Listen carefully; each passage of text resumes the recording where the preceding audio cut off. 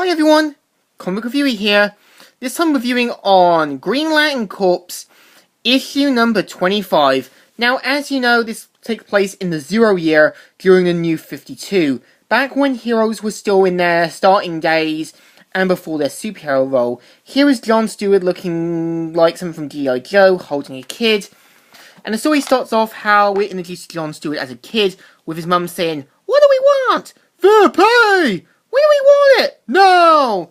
But John Stewart mainly thinks this is being a bit ridiculous, but his mum tells him a story of how there was this big party and all that, but there was not meant to be a liquor license, and it gets blown way out of proportion.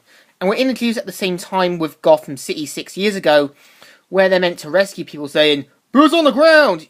In 2 men, there's a monster of a storm approaching, and the governor doesn't want another Katrina on his hands. We'll land at Seaside. All the Gotham City residents who wanted to evacuate but couldn't are holded up there." And 2 officers mainly complain about the whole that they should let this whole of the city drown. But John Stewart berates them, saying, "You know what sympathy means, Leopold? Always faithful, Sergeant Stewart." "Faithful to what, Leopold?" "To the corps, sir!" And so they march in like something from Call of Duty. So we're introduced to how, like, things just get blown out of proportion. We see them looking at the A symbol, which is obviously meant to be the DC villain Anarchy symbol. And we see them, like, being introduced in, but they realise to their shock that there was a lot more people in here. And so we see them looking around, and we see Anarchy saying, "The stadium is open. You will not move us from it. We are free people of Gotham. We have reclaimed Seaside Coliseum. You are invading our territory." And so they mainly point out about that they need to be safe, but they end up getting the crap beaten up them by the people they're supposed to be saving, even though, if they want to live, then why are they doing this? So they end up beating the crap out of them, and after that take their guns and weaponry, and lock them up with the other people who resisted, and locking them in. So we see John Stewart coming up with a plan, and finding out there's a secret floor in the stadium. I'm actually surprised Anarchy was that stupid not to figure it out. So they pretty much go in and like, "Hey, they're getting loose! Everyone down, hurry! No! Don't kill them yet.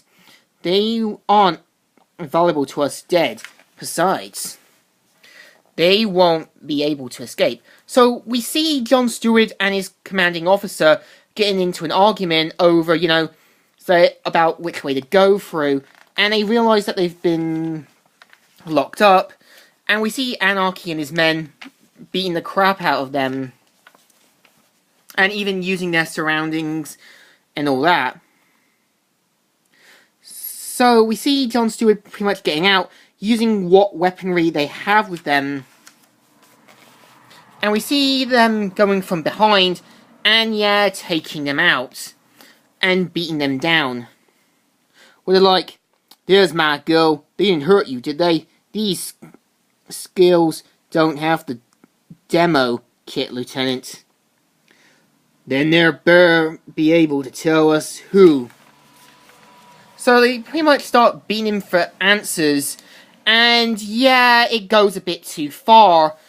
And John Stewart stops him before he goes too far, but to be fair on both their parts, these were people who tried to kill them, and I think the guy's more at the wrong for going too far, and John Stewart just, is trying to do the right thing.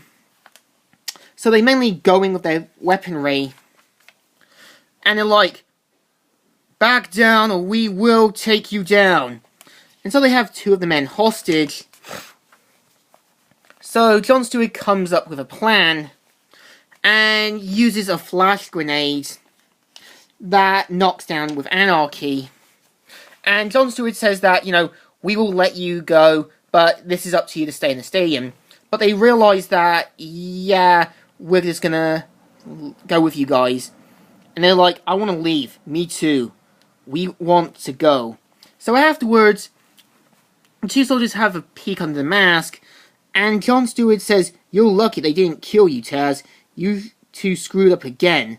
To be fair on their part, how were they supposed to know what was behind the mask or any, fail-safes? So, Jon Stewart's commanding officer berates him and even gets into a fight with him, with Jon Stewart knocking down his commanding officer and leaves, with Batman watching behind, and he's like, "Swore I heard something."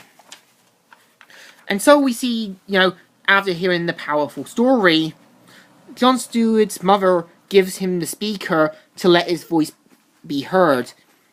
And yeah, this is the story.